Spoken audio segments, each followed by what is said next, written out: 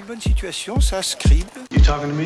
What's your name? On m'appelle Garance. Why you so ornery? You miss me? Moi, si j'ai manqué au cinéma français, mais moi, le cinéma français a manqué follement. Et si on vous demandait d'aller dans la rue et de poser à des inconnus la question, êtes-vous heureux? Nage droit devant toi, nage droit devant toi. Comment? This is not a joke. Harry Potter is dead! Bonjour et bienvenue pour ce nouvel épisode de l'émission Était presque parfaite, votre divertissement sur le cinéma. Alors non, vous ne rêvez pas, Aurélien ne pouvant pas présenter l'émission aujourd'hui, c'est donc moi, Elsa, qui le remplace, à mon grand honneur et à ma grande détresse. Pour ce faire, j'ai suivi une formation intensive pour préparer cette émission dans laquelle on m'obligeait notamment à réaliser 20 pompes à chaque fois que ce son sortait de ma bouche. Et également 20 squats à chaque mauvaise blague. Du coup, ça n'a rien changé, mais j'ai au moins une place pour le casting de Expandable 4. Aujourd'hui, nous ferons la critique de 3 films, Gloria Bell de Sébastien Lelio, Détective Pikachu de Rob Letterman, et la suite des Petits Mouchoirs, nous finirons ensemble. Et en ce jour d'ouverture du Festival de Cannes, nous débrieferons sur le jury ainsi que la sélection officielle. On n'oubliera pas notamment le concours de la Cinémathèque et de la Cinéthèque pour gagner 1 mois d'abonnement et 2 places. Restez jusqu'à la fin de l'émission pour un blind test qui vous fera bouger votre popotin. Ayant une image jusqu'à présent de Tété, Tyrantolière, je vais maintenant prouver que j'ai un cœur de topinambour en présentant les chroniqueurs avec beaucoup d'amour. Oh. Nous retrouverons notre voix de la sagesse, Paula Fraison. Oh. Bonjour Paula. Bonjour Paula. Pardon, j'ai pas envie de faire. Vous nous l'avez réclamé pour cette nouvelle émission car il était tellement bien dans la dernière. Bonjour Raphaël Fiche. Bonjour. Et nous retrouvons maintenant celui qui est considéré comme la mère Teresa au masculin, celui dont seul le cœur peut égaler le cul de Kim Kardashian. J'ai nommé Maxime Laval. Mère Teresa, elle a fait des trucs bizarres, je crois. Faut checker. Bah, c'est Kim Kardashian surtout qui a fait des trucs bizarres. Ah, Mère Teresa, Kim Kardashian. C'est mes deux modèles de vie, mais dans l'intellectuel pour Kim Kardashian et le corps pour... C'est très bien Kim Kardashian. Pop culture, on y va. Et symbole de notre charité aujourd'hui, nous accueillons un petit nouveau. Bonjour Aurélien. Bonjour. Comment vas-tu ? Mais ça va très bien. Alors, et toi Elsa ? Merci. Qu'est-ce que tu fais dans la vie ? Je suis, je fais plusieurs choses. Je vagabonde par-ci, par-delà. Je sais pas si ça se dit cette expression, mais... Ça se dit. Et est-ce que tu as un genre de prédilection ? L'expression, oui, là, effectivement, je reconnais cette question. Oui, j'aime beaucoup le film d'horreur, d'épouvante, disons. Mais d'accord, mais très bien, ça c'est une bonne chose. Merci, merci beaucoup. Vous l'aurez reconnu, c'est Aurélien Rapatel, nous avons simplement interverti les rôles. Mais oui, mais je suis très voilà, désolé, j'ai interrompu. Non, j'ai dit que j'étais très content de te voir en présentatrice. Oui, tu vas on se la joue Burger Quiz finalement. Exactement, avec beaucoup de talent. Et un peu moins d'humour. Ça commence fort. Ah non, mais ça c'est très drôle par contre. Ça me met déjà mal à l'aise, là je suis pas bien. Pardon. Un point pour Maxime. Ah, ça reprend, yes. On change de présentateur, mais pas les traditions. Nous commençons par le jeu du bluff. Tu bluffes, Martoni. Pour ceux qui ne connaîtraient pas encore le jeu du bluff, il s'agit pour les chroniqueurs de tirer un film au sort dans le petit bol qui est au milieu, d'en faire sa critique, et les autres présentateurs devront deviner si le chroniqueur a vu le film ou non, ou s'il bluffe, comme Patrick Bruel. Patrick Bruel bluffe. Bluff, exactement. Bah, il fait du poker, monsieur. Oui. Effectivement, on est sur des blagues. Patrick Bruel. De haute voltige. Est-ce que tout le monde a bien tiré son film ? Oui. Oui. C'est bon. Oui. On va commencer avec Aurélien quand même. Honneur à lui. Bah oui, parce que je te fais toujours commencer en première. Donc oui, après je suis toujours dans la merde. Alors moi j'ai vu Tremblement. Je sais pas si vous connaissez Tremblement. C'est des voilà, compliqué. C'est faux. non, mais attends, je vais l'avoir. Ce nom, c'est pas évident. Raoul. Pas dur. Non. Je resterai là-dessus. J'ai plus le nom de famille. Mais en tout cas, c'est Raoul. On va l'appeler Raoul. Et c'est l'histoire d'une famille qui va complètement se disloquer après la mort de la grand-mère. Et en fait, c'est un drame intimiste qui est pas inintéressant parce que c'est en huis clos qui se passe. En huis clos, c'est quand même dans une villa, mais il y a un côté un peu enfermé avec cette famille qui se retrouve pour les funérailles de cette grand-mère, et on voit toutes les tensions qui naissent. Il y a un côté un peu juste la fin du monde, sauf que là la grand-mère est morte. Et voilà, et moi j'ai trouvé ça intéressant. Il y a pas de casting très connu, donc c'est pour ça que je dis non mais c'est vrai, Paula me regarde avec un... Alors, est-ce que tu as réussi à convaincre les autres chroniqueurs, Raphaël ? Pas du tout, non. Pas du tout. Maxime ? Non, mais... Non plus. Non plus. Alors, est-ce que tu avais vu ce... Ça existe, Tremblement ? Oui. Qu'est-ce que c'est que ça ? Alors, attends, je l'ai noté aussi. C'est parti loin, hein. Mais j'étais inspiré, il y avait un truc. C'est un film qui existe réellement et donc qui centre son histoire au Guatemala. Ça raconte l'histoire, Bah, c'est une histoire politique, etc. L'histoire aussi de cette grand-mère qui décède et la famille se Oui, disloque. tout à fait. Mais c'est d'ailleurs la reine du Guatemala qui décède. Mais c'est vrai. Guatemala qui est une Non, monarchie. c'est pas vrai, il me c'est pas semble. vrai. Ah non, Il a d'accord, dit n'importe ok. quoi, Ah ouais, c'est moi d'accord. qui va vous. Ça, tu m'as Non, perdu. Moi, je n'ai mis que des films qui existent parce que j'ai pas ce sadisme Merci, qu'il a. Donc, merci, voilà. fair play. Écoutez, Ah, désolé donc, de vouloir vous mettre au défi. C'est un échec. Oui. Raphaël, je t'en prie. Bah moi je vais vous parler d'un film que j'aime beaucoup, qui est sorti il y a pas très longtemps, mais je crois qu'il a pas fait beaucoup d'entrées. Mais moi j'ai eu la chance de le voir. Ça s'appelle Dieu existe, son nom est Pétrunia. C'est un film que j'ai vraiment aimé. Pourquoi ? Parce que tu rentres vraiment. En fait, c'est un réalisateur qui raconte vraiment. C'est un film très autobiographique.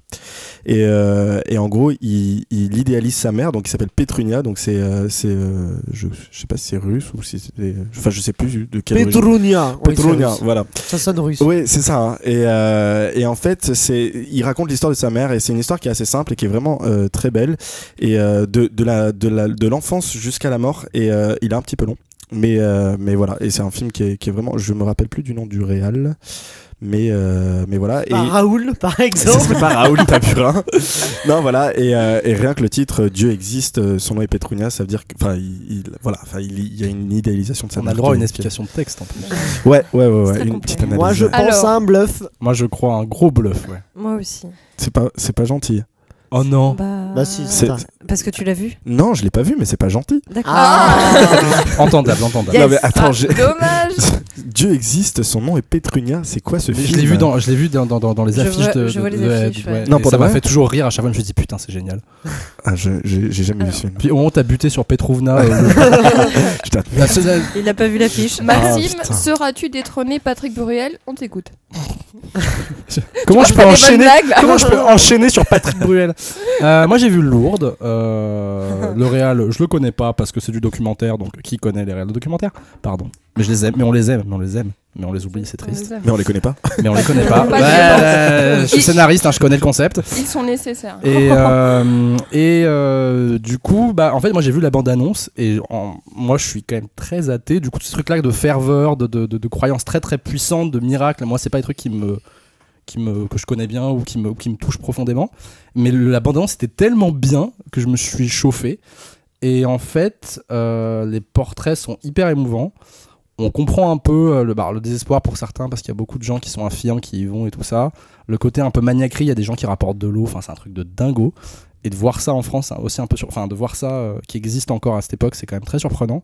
Mais c'est super touchant parce que c'est vraiment des personnes qui sont très fervents et qui... Ouais, mais non, franchement, ça m'a... Je sais pas si ça m'a plu parce que c'est très très lent quand même.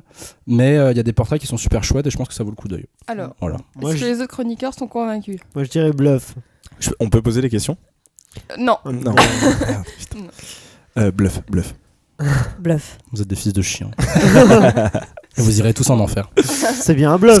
C'est Oui, assumé. c'est bien un bluff. Ça se trouve, en fait, le film c'est Lourdes et ça parle d'une femme de ménage espagnole.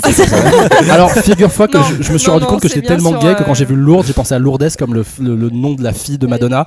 Et je me suis dit qu'il y avait quand même quelque chose qui clochait. D'ailleurs, réalisé par Mais j'ai vu la bande-annonce, ça a l'air vraiment ouf Thierry quand même. Demézières, qui est rédacteur en chef de Studio Ciné Live aussi, si je ne crois pas. Et il Oui. avait fait un autre documentaire. il me Tu semble. connais le nom de Joréal Eh oui, quand même, hein. je regarde Plus les petites cultivé que moi, lignes. merci. Eh oui. Elle est dans le milieu. Je regarde. Paula, est-ce que tu seras la nouvelle Patrick Bruel ? On va voir. Moi j'ai vu Amir et Mina, les aventures du tapis volant.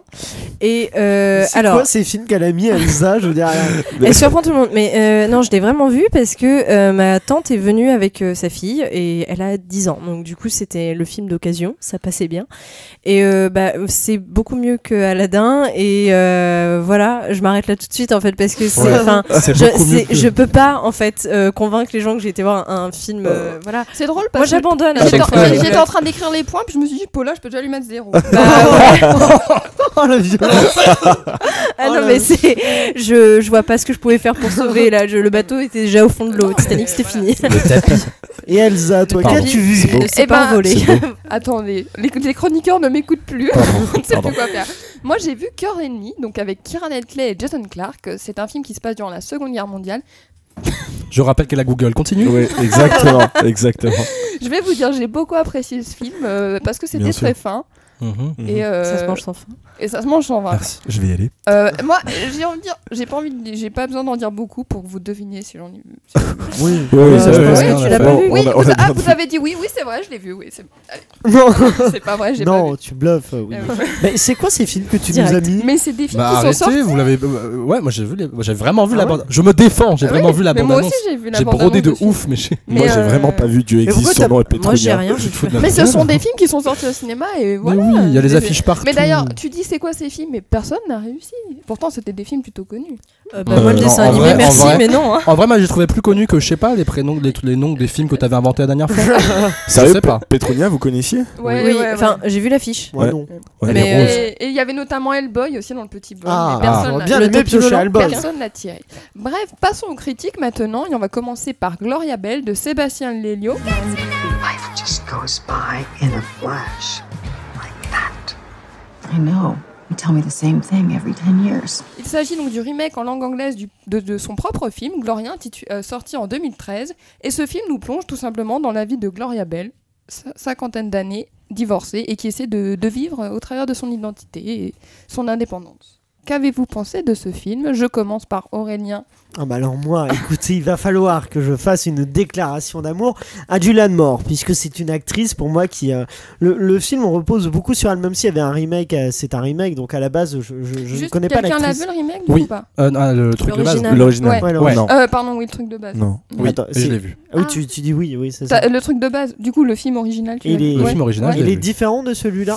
Alors, si on veut pas passer à ma critique directement, je pense qu'il alors, vaut mieux pas que alors, je le dise. bon, parce que- Alors, d'abord Aurélien. Donc, du coup. pour moi, c'est un récit intéressant sur une vie qui est toute simple, mais pas moins intéressante, celle de Gloria Bell, cette cinquantenaire qui est divorcée, qui a un fils, qui a un petit-fils même, et qui donc a quelques aventures, tout ça. Elle aime bien danser.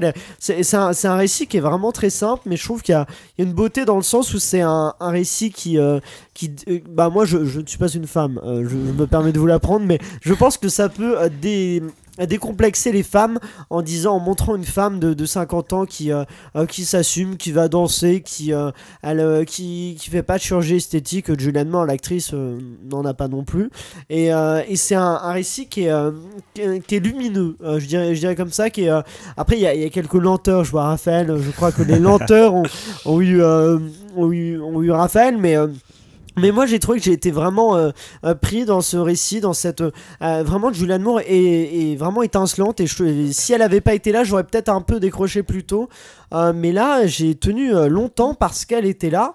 Et que dire de plus, la mise en scène je la trouve assez soignée, assez sympa. L'idée même de faire un remake de son propre film, je trouve ça assez malin, et en fait d'après Maxime nous confirmera ou non, mais d'après ce que j'ai compris, en fait l'original s'appelle aussi Gloria Bell. Ouais. Non, juste Gloria. Gloria. Ah oui, c'est ça, Gloria. Mais c'est un peu deux histoires qui sont assez différentes finalement. C'est là ils ont adapté ça aux États-Unis, donc c'est deux destins avec deux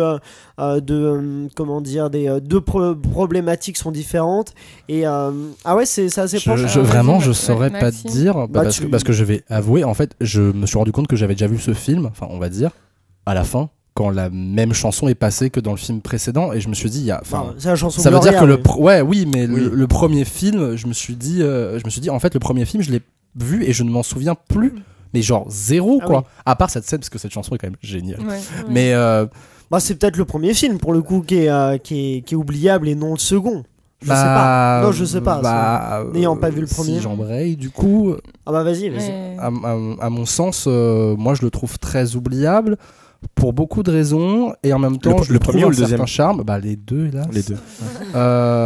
En plus, l'actrice de Gloria que je trouve beaucoup plus du premier, non, donc Gloria Bell, Qui n'est pas l'actrice de Julianne Moore. Gloria qui n'est pas Julianne Moore, justement, même physiquement, qui n'est pas Julianne Moore, qui n'a pas la carrière de Julianne Moore.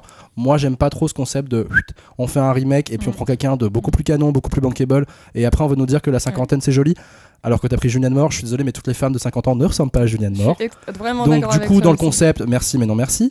Non, pour le coup, indépendamisation de la femme, tout est à travers de juste pour répondre à cette idée-là, parce que je pense que tu vas passer sur d'autres idées, mais pour celle-là, je suis pas tout à fait d'accord, parce que Julianne Moore, c'est quand même une icône aussi de ces femmes-là qui ont 50 ans, qui ont plus de 50 ans, 40, 50 ans, tout ça, et qui peuvent complexer un peu de leur corps. Je pense qu'elle peut un peu les représenter, et du coup, en montrant qu'elle s'assume pleinement, elle peut les encourager aussi à s'assumer. Mais Rossi De Palma aussi, elle a un certain âge, et pourtant on la prend pas. Julianne Moore, je suis d'accord. Enfin, Julianne Moore, elle a le corps d'une femme. Enfin, elle a presque pas le corps d'une femme de 50 ans. En fait, elle est vraiment, elle est super fit. Enfin, elle est pas super ridée non plus. Oui, mais dans le film, elle se montre. Sortez les mètres, on va mesurer vos rides.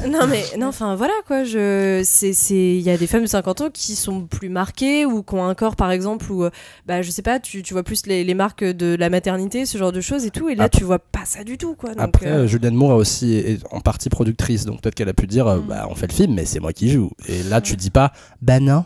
Voilà. T'es pas assez vieille. Tu vois, genre... Raphaël va nous dire si lui a été sensible à la beauté de Julianne Moore ou au film. Tout court. La beauté de Julianne Moore, oui, parce que c'est une belle femme. Enfin, ça, je veux dire, il n'y a pas à discuter vraiment. Maintenant, je pense que le réalisateur a bien compris qu'elle avait pas le corps d'une cinquantenaire et je pense qu'il en a bien profité tout au long du film. Oui. Je trouvais ça un petit peu sans valeur. Il y a trop de, enfin, ça n'apporte rien au film de l'avoir autant dénudé autant de fois. Ouais, c'est très mal dit. Mais non, puis je pense que le film en lui-même, moi j'ai pas aimé. Donc voilà, mettons les points sur les. Moi j'ai pas aimé. Je me suis ennuyé beaucoup parce que d'un point de vue scénaristique, on est dans une boucle permanente. Alors j'entends qu'on vient juste montrer la vie d'une cinquantenaire qui a vécu, qui a des enfants, etc. Mais c'est long. Qu'est-ce que c'est long. Enfin, pour ma part, c'était très très long. Et puis, j'ai pas du tout aimé le montage non plus. Il y avait une manie de couper en plein milieu des scènes à chaque fois, qui avait un petit peu de... Voilà, on lançait un truc et paf, on coupait en plein dedans. Et ça marche quand le film te tient en haleine et que t'as envie, et voilà, et tu vois, créer consciemment ce côté un petit peu frustrant de te dire, tu veux en voir, tac, on t'arrête là. Mais là, oh là là. Moi, j'ai trouvé que le réalisateur, donc Sébastien Lelio, j'avais vu son précédent film qui s'appelait Désobéissance, et là où je le trouve très fort, c'est qu'il arrive à filmer l'austérité de l'environnement, je trouve, dans lequel évoluent ces personnages, Julianne Moore et John Turturro. Donc le but, même si alors Julianne Moore est la plus belle femme, enfin, etc., le but c'est quand même de montrer comment évolue une femme de 50 ans au travers de la société de maintenant. Et je trouve qu'il y a plusieurs moments où on montre vraiment cette austérité, notamment son fils qui est sur le téléphone au lieu de lui parler. Mais il n'y a pas que son fils, ils sont tous sur le téléphone. Mais justement, cette idée du téléphone, moi je trouvais ça sympa, justement, de montrer qu'aujourd'hui, le téléphone c'est un personnage du film, etc. Mais ils ont abusé de ça. C'est-à-dire qu'au bout d'un moment, on en avait marre. Mais alors peut-être que justement, c'était l'idée de te dire, en fait, il y en a marre du téléphone, etc. Le téléphone, il est partout et tout. Mais dans un film, avoir autant de téléphones qui sonnent tout le temps et puis qui apportent pas vraiment, et ce personnage de son copain, là, j'ai oublié. John Turturro, voilà. Qui joue très bien. Qui joue très bien, mais qu'on m'explique en fait la finalité de cette histoire-là. C'est-à-dire, on nous raconte une histoire auquel on a envie de s'attacher. Et on la termine vraiment sans... je trouve qu'il manque quelque chose. Alors toi qui es scénariste, peut-être que... Justement, si je puis me permettre, j'aimerais faire un point de... En fait, pour moi, Gloria Bell, c'est vraiment un film du quotidien. C'est-à-dire qu'en effet, on a envie de prendre une page de vie d'une femme de 50 ans, donc d'imprégner, de saisir cet instant-là. C'est des films que moi j'adore parce qu'ils sont très difficiles à écrire d'une certaine façon. Ils sont très visuels, donc c'est vraiment du cinéma en pure essence. Mais quand tu fais ça, il te faut un bon rythme, des bons dialogues, un minimum avec un sens de scène. Or là, c'est littéralement des scènes qui sont, en effet, comme l'a dit Raphaël, des scènes toutes coupées. C'est de l'enfilage de perles, quoi. Donc du coup, t'as pas de moments qui font... Parce que la vie quotidienne, c'est des moments, c'est des instants. Il faut des acteurs de ouf, ça, ils se débrouillent pas mal. Il faut une réal de ouf qui tienne sur les dialogues aussi, pour pas avoir des chants contre chants chiants. Et quand tu fais ce genre de film, t'as intérêt à avoir des boules. Et ce mec en a des boules, vu qu'il a fait une femme fantastique, et qu'à ce moment-là, dans ce film-là, qui est aussi un peu un film du quotidien, ou presque, le rythme est top, c'est hyper agréable, la musique est géniale. Donc là, pour moi, c'est un faux pas, c'est dommage. Moi, j'admire beaucoup ces gens-là qui font ce genre de films, mais il faut savoir être très très juste, quoi. Paula, qu'est-ce que tu as pensé du film, toi ? Moi, globalement, j'ai un sentiment un peu particulier. J'ai adoré Julianne Moore dedans. Je trouvais qu'elle était très juste, que globalement, les acteurs s'en sortaient tous très bien. Moi, j'ai été saisie, en fait, par la solitude qui transpire dans le quotidien de cette femme et ce que tu disais par rapport au portable, où il y a plein de moments où on se dit mais ils sont tous tout seuls, en fait, tout le temps, et ça connecte pas dans cette famille. Et de voir justement toutes ces scènes du quotidien où elle est seule, moi ça m'a mis presque pas très bien, tu vois, genre je me suis dit oula, la déprime, quoi.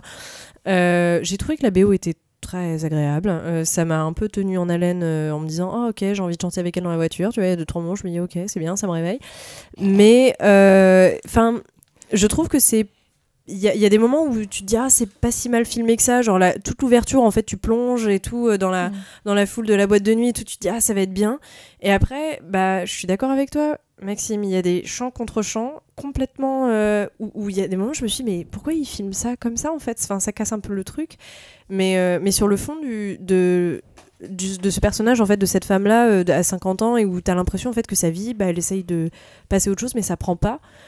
Je trouve que l'idée est touchante, mais ça marche pas toujours très bien. Je suis d'accord avec toi pour le plan d'ouverture. C'est vrai que ce plan, il est vachement beau. Il part du plafond de la boîte, etc. Et moi, je me suis dit, putain, ça va être annonciateur d'un truc, voilà, ça va. Et en fait, pas du tout. Pas du tout. Donc c'est vrai que l'exposition du film est vachement bien. Ouais. Ça, je suis d'accord, où on découvre cette femme mais la suite, hein, les 60, arrivé à 75% du film, il y a un creux qui est fatal, je trouve. Parce que la boucle reprend à un moment donné, comme tu disais. Et ça moi, après, je me suis pas emmerdée. Pardon, j'ai dit une grossièreté. Oh là là. Non mais tu sors de cette émission tout de suite. Non mais je me suis prise dans les radios anglaises où tu sais, t'as pas le droit d'y mettre des bips partout. Donc non. On n'a pas les moyens de faire ça. Désolée. Non mais en fait, je me suis pas embêtée vraiment. Enfin, je me suis pas ennuyée à 100 sous de l'heure, tu vois. J'ai pas eu un moment où je me suis dit oh là là, au secours. Faites-moi sortir plus tôt, tu vois. J'ai déjà eu ça j'ai déjà eu ça sur d'autres films qu'on a critiqués cette année, mais Us notamment. Voilà, oui, moi j'ai pas aimé Us, mais donc pas de débat sur on relance pas Us, mais c'est juste pour dire que je trouvais que l'histoire avait un potentiel très touchant. Moi j'ai vu ce que je voulais voir et ça a résonné avec moi personnellement, donc c'est pour ça que ça m'a touchée, mais je suis entièrement d'accord avec vous sur tous les points que vous avez soulevés. J'aimerais voir le film original pour pouvoir avoir un élément de comparaison, en fait. C'est vraiment à 20% de sa capacité, moi je trouve. J'aimerais quand même, parce qu'il y a eu beaucoup de critiques négatives, dire quand même c'est un film que moi je conseillerais quand même d'aller voir au cinéma. C'est juste, j'allais demander. Si vous avez pas les moyens, effectivement, il y a peut-être d'autres choses à aller voir avant. Mais si vous pouvez aller voir un film au cinéma, si vous voulez voir un film avec une femme de 50 ans, même si elle est jouée par Julianne Moore et qu'elle est peut-être effectivement dans les critères de beauté hollywoodiens, mais une femme qui est. Et la fin, moi je trouve la fin, on n'a pas parlé de la fin, je la trouve très réussie parce qu'en gros, on peut spoiler, c'est pas un grand spoil. La fin, c'est vraiment le fait de dire qu'une femme peut très bien vivre sans un homme et qu'elle peut très bien vivre épanouie. Et ça, c'est. Moi, en fait, je trouve qu'on le sait déjà. Ça, je sais pas. Non, mais c'est vrai pas non plus fou, quoi, comme conclusion. Pas besoin de faire un film pour dire ça, quoi. Bah non, moi je suis pas d'accord. Moi je suis pas d'accord du tout. Le nombre de personnes qui, surtout dans cet âge-là, hommes et aussi et très femmes aussi, qui se sentent paumés parce qu'ils sortent d'un divorce, d'un machin. On considère que la vie elle est terminée dans une société qui considère que le couple monogame c'est le truc, le graal à atteindre, et que quand t'as fini ce truc-là et que t'as fait oups, j'étais 15 ans avec quelqu'un et maintenant c'est fini. Moi je trouve que ces définitions sont nécessaires. Après faut peut-être les faire bien et c'est dommage. Tu regardes tous les films où il y a une histoire d'amour, ils se finissent tous quasiment avec un couple à la fin. Ça se termine très rarement avec quelqu'un qui est tout seul à la fin et qui dit je suis content d'être tout seul. Pour moi, la fin de Gloria Bell, c'est elle toute seule qui est contente d'être toute seule. Alors du coup, vas-y, je te laisse réagir. Le petit souci pour moi, c'est que alors tu veux montrer qu'elle va mieux, et ben tu fais une évolution de personnage logique où pendant qu'elle vit avec ce mec-là et qu'elle vit des trucs, et ben à côté, elle découvre des choses, elle découvre de l'art, elle continue dans la musique, elle aime bien ça, elle continue de danser, elle prend des cours, elle essaie il y a une progression de là-dedans de libération. C'est pas boum. Alors juste pour Bah du coup, je réagis parce que je voulais réagir tout à l'heure, mais juste, moi je suis pas d'accord. Je trouve que pendant tout le film, tu vois que ça prend pas. Et donc du coup, pour moi, la fin, elle était attendue parce que ça prenne pas. Enfin, tu vois, il y a pas un moment où tu te dis, oh là là, c'est pas une love story ou c'est un happy end, tu vois, genre ça se voit, genre elle est seule pendant tout le film. Un vieux scénariste hollywoodien aurait pu dire, bah tiens, on va lui refoutre quelqu'un à la fin, on va lui foutre un petit George Clooney qui arrive, mais ça aurait et puis elle finit avec George Clooney. Bah oui, mais mais pour moi, à un moment donné, on peut être exigeant et on peut se dire que c'est ce qui était attendu. Enfin, tu vois, genre, je suis d'accord avec Maxime. Ok, c'est un message important. Moi, je pense que ça aurait pu se finir avec elle en couple, et là, on voit qu'elle est contente de pas être en couple. Moi, ça me fait surtout, attends, elle est contente. La dernière scène, c'est quand même dans un mariage, donc la consécration d'un couple. Elle est quand même et elle, on voit qu'elle elle prend finalement, elle comprend qu'elle peut vivre en étant seule en plein mariage. Terminons cette critique dont je sens que le feu commence à brûler très fort et passons sur quelque chose de plus enfantin et qui rappellera des souvenirs, j'espère.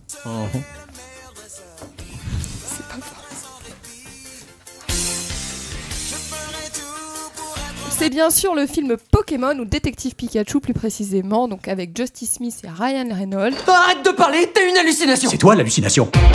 Donc t'es un Pikachu qui parle, qui est amnésique et qui est accro à la caféine. Je peux arrêter quand je veux. Justice Smith incarnant un jeune homme de Tim qui est oui, il s'appelle Tim dans son personnage. Ah d'accord, pardon. Je sais que t'as dit un jeune homme de Tim. Non, un jeune homme. C'est une ville, ok. un jeune homme, Tim, donc qui part sur l'enquête pour retrouver son père qui a disparu. Il est aidé de Pikachu qui parle et c'est assez impressionnant et ça nous rappelle des souvenirs d'enfance. Qu'en avez-vous pensé ? Je sens que ça va être drôle ce débat. Peut-être Maxime, il a l'air tout excité, je commence par lui. Alors, du coup, moi je voulais le dire, je suis un gros psychopathe de Pokémon, voilà, je vous le confesse. Et du coup, j'étais content que vous mettiez ça quand je venais. Et enfin, quand je vous dis que je suis un gros psychopathe de Pokémon, c'est que je joue à tous les jeux et je fais de la stratégie Pokémon. Enfin, on a un stade d'angoisse quand même. Le gay. Attends, t'avais Pokémon depuis la Game Boy ou pas ? Ouais, depuis la Game Boy, je crois. Je me rappelle aller chez le dentiste. Quelle version ? C'était la. Attends.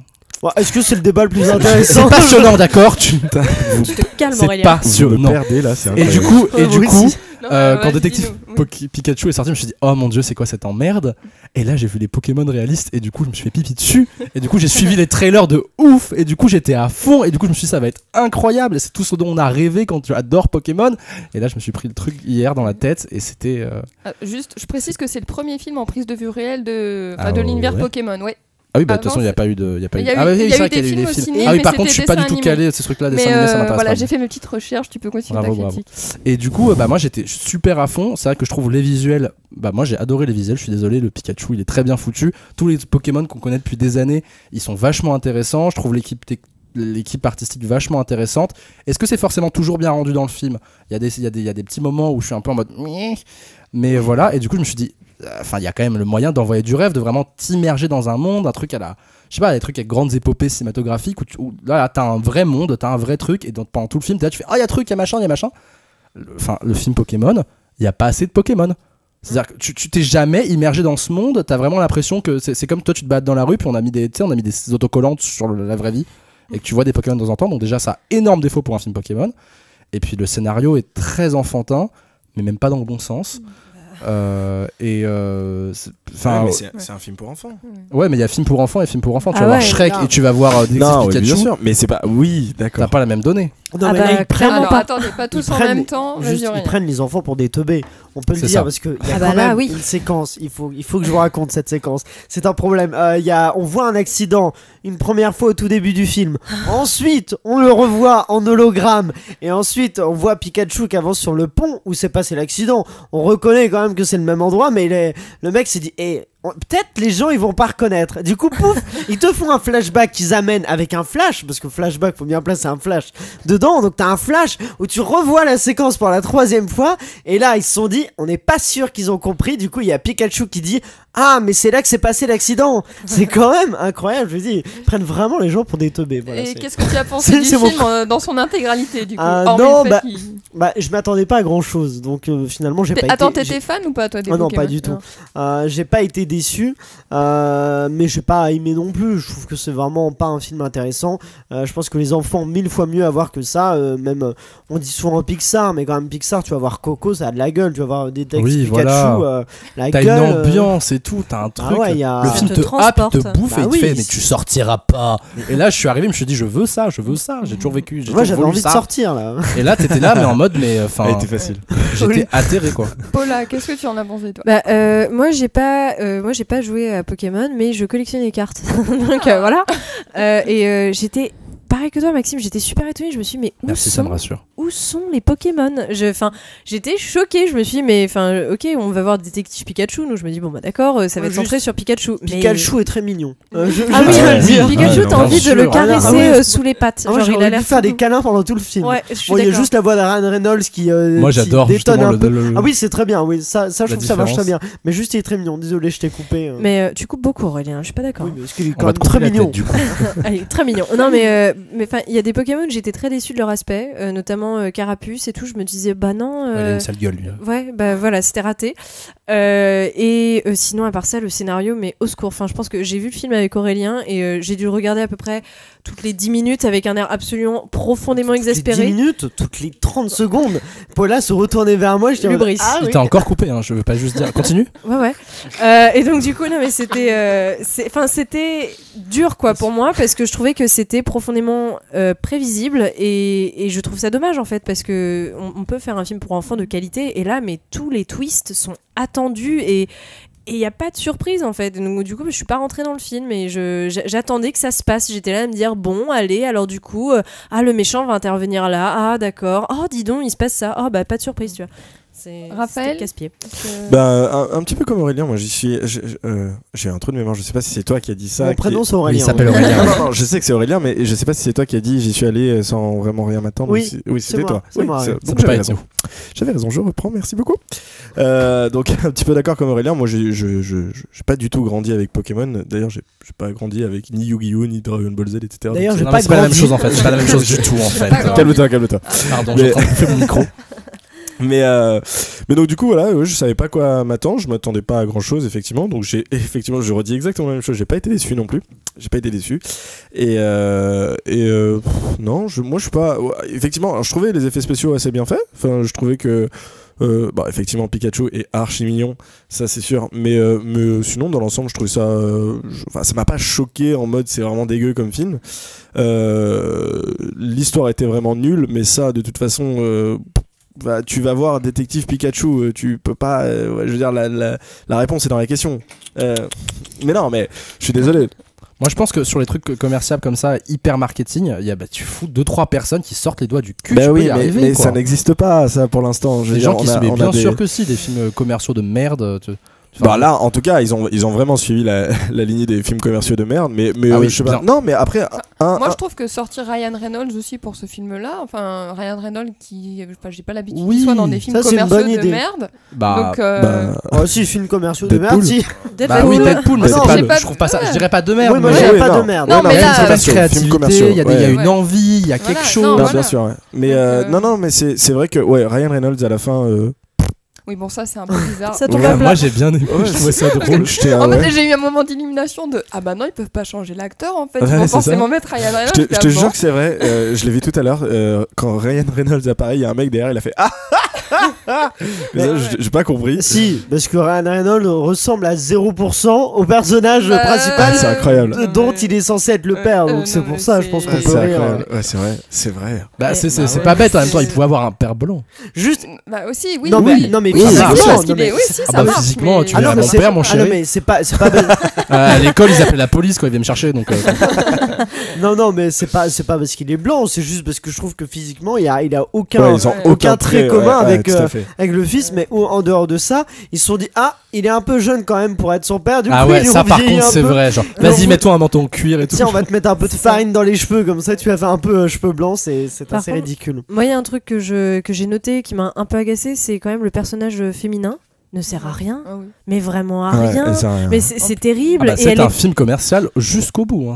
Mais moi j'étais déçue en fait parce que je me suis dit mais bon quand même des films commerciaux pas bons j'en ai vu cette année et là je me suis dit mais il y a donc pire parce que la fille est bécasse et il y a un truc en fait elle sert à tomber amoureuse de lui quand même sauf qu'on ne voit pas l'histoire d'amour se faire. Mais non et ils ont j'étais choquée parce qu'à un moment donné ils finissent pas ensemble en plus. Mais non c'est ça. Il y a une scène un peu catastrophe où ça commence à se tendre et tout, c'est pas bien, tu vois, on sent que ça va pas et à un moment donné donné, du coup, Tim, il dit ah oui, il fait une remarque en fait un peu genre pour lui, il dit ah oui, non. J'ai aucun scrupule à taper le clone de la fille que. De taper le clone de la fille qui commence à me plaire un peu. Et sauf que, désolé, mais pendant les 1h15 de film qui ont précédé ça.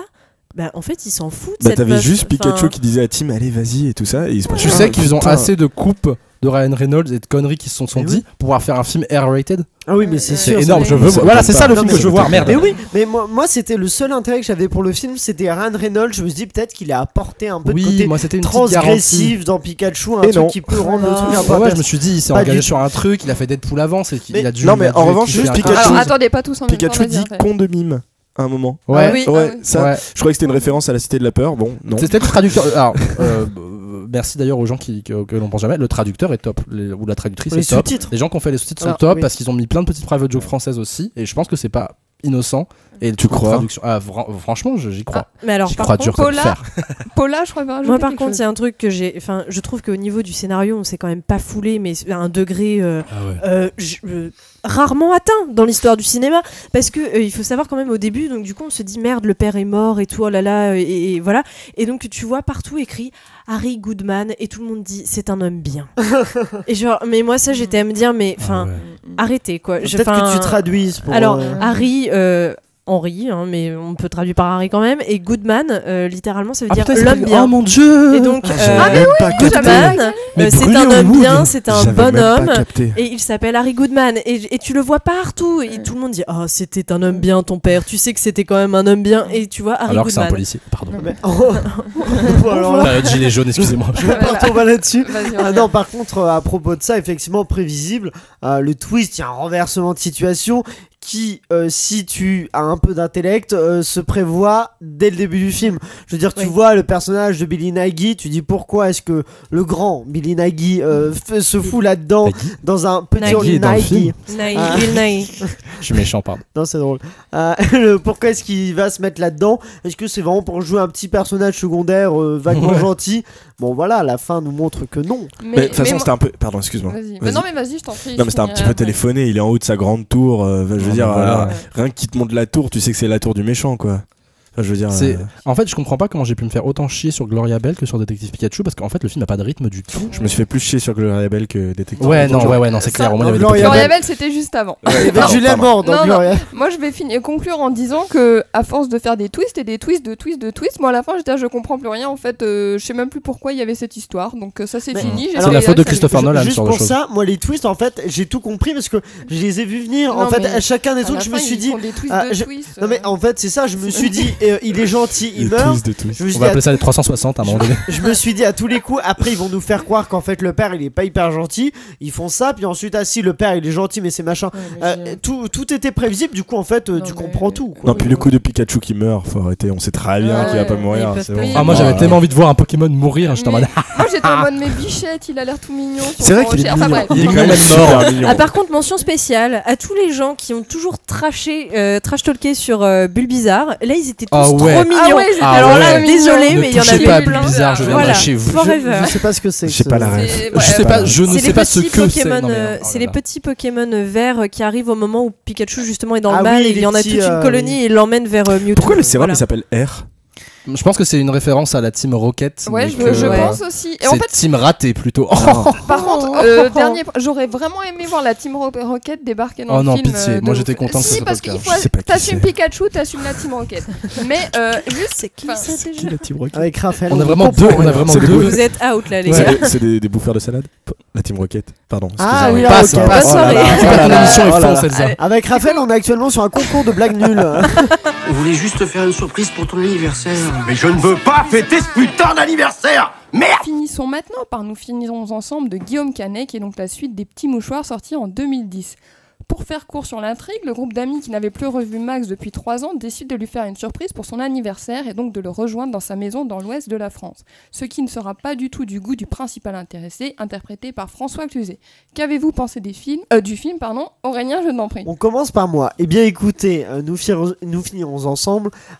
C'est un film que j'avoue qui m'a pas fait grand effet. Je suis pas déjà un fan des Petits Mouchoirs, donc Donc voilà, après c'est un film qui... Il y a de bonnes choses. Je sais que je crois que les critiques de la presse lui sont vraiment tombées dessus, alors que je trouve que c'est un peu violent, parce que ça mérite pas non plus que les gens lui rentrent dedans, mais c'est une histoire sympa avec des potes ensemble. Moi je trouve que c'est une histoire sympa. Après, ce que je devrais... S'il y a une chose que je dois reprocher au film, c'est que je sais que Guillaume Canet le présente comme un film choral, et je trouve qu'il exploite mal ce côté choral. Il a un casting incroyable, il a des personnages qui sont assez intéressants, et on voit les mêmes personnages tout le temps. Il y en a qui sont vraiment délaissés. Le personnage de Laurent Lafitte par exemple, je le trouve vraiment intéressant, et je trouve qu'il est vraiment délaissé dans le film, juste comme le bisu, mais ça va pas plus loin que le bisu, et c'est dommage parce qu'il vaut quelque chose, ce personnage. Et voilà, et après non, sinon il y a de bonnes choses. Il y a des séquences où il rigole, on rigole aussi. C'est un film sympa, mais voilà, qui m'a pas enthousiasmé outre mesure. Raphaël, quand même. Ça me fait plaisir ce que tu as dit sur Laurent Lafitte, parce que je suis tout à fait de ton avis. Non, le film il est sympa. Voilà, c'est un film où tu y vas, tu rigoles. Voilà. C'est vrai que moi j'avais vu Les Petits Mouchoirs et j'avais bien aimé pour le coup. Je trouvais la suite un peu décevante par rapport au premier, du coup, que j'avais pour le coup bien aimé encore une fois. Mais effectivement, voilà, il y a une mauvaise exploitation des personnages, je trouve, notamment le personnage de Laurent Lafitte. Effectivement, je te rejoins, où ils lui ont ôté toute personnalité en fait à ce mec-là. C'est juste effectivement le bisu, le faible en fait de la bande, et c'est dommage. Après il y a ce côté un peu loufoque, le truc, enfin les histoires qui s'entremêlent, oui. Etc. Notamment, il y a l'histoire de la chenille processionnaire là, oui, donc ça c'est drôle. Ça c'est marrant, mais mais on reconnaît Guillaume Canet parce qu'il avait fait la même chose dans Rock'n'Roll. Il s'était totalement défiguré avec Marion Cotillard, tout ça. Et non, Marion Cotillard n'était pas défiguré, c'était juste lui dans Rock'n'Roll. Lui. À la fin, elle aussi, non? Non, elle allait bien. Non, à la fin, ils jouent dans leur pub de crocodile. Oui, c'est ça. Mais elle est pas refaite, elle, à la fin? Non, j'ai pas un souvenir non, de ça. Non, pas du tout. Ça se trouve, t'as raison, mais j'ai pas souvenir. Non, bon, je sais vraiment pas. Ok. Bon, mais en tout cas, non, le film était sympa. Oui, c'est vrai, on a rigolé. C'est pas un film qui restera dans les annales, mais c'est voilà, juste 5 sur 10. Si je peux me permettre, vu qu'on était sur les personnages, il y a celui, pour le coup, j'aime beaucoup Valérie Bonneton, mais je trouve que pareil, elle a un personnage qui est pas sous-exploité, qui était intéressant dans le 1, mais alors là, on sait pas exactement ce qu'elle fait là. Et José Garcia, qui a un nouveau personnage, pareil, il a aucun intérêt finalement. Ouais, tout à fait. Mais c'est le côté film choral qu'ils tentent de faire, mais vu qu'ils ont pas, il apporte pas cette énergie au personnage secondaire qui fait que du coup on n'est pas. Moi j'ai versé une petite larme, j'avoue, quand Marion Cotillard perd son enfant.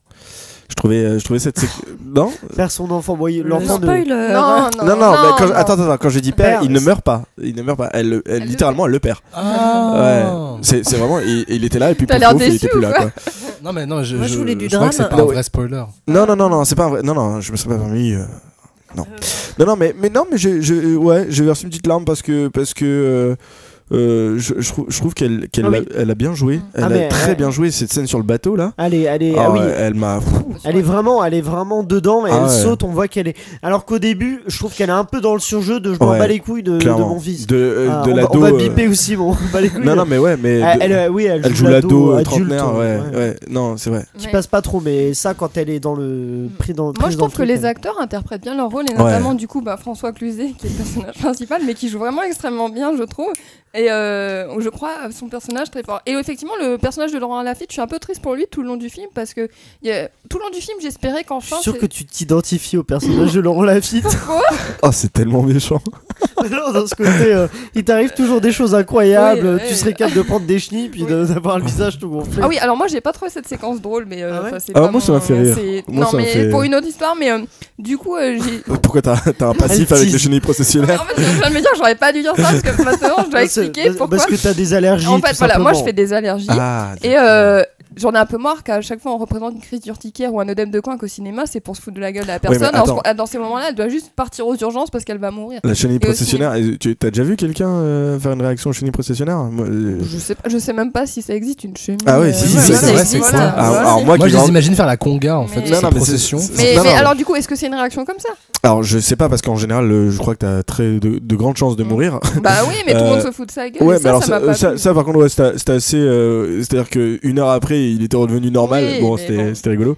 Mais ça c'est je sais que c'est un côté le lendemain, perso. mais le lendemain qui redevient normal. Ouais mais même chez les processionnaires ça prend je sais pas combien de temps mais non mais juste pour rebondir sur ce que tu disais sur François Cluzet, moi je l'ai trouvé meilleur dans les petits mouchoirs que dans Nous finirons parce que là putain il avait un problème de respiration tout au long du film où à chaque fois il fait non mais en même temps moi je trouve qu'il a bien montré le côté burn-out dans lequel il était ce personnage. Mais il est toujours un peu, moi je trouve qu'il est un peu dans ce truc toujours vénère, il y a pas de nuance dans son personnage. Moi je sais pas, j'ai senti le couteau vraiment à la gorge. Oui non mais ça clairement mais il pleure tout le temps.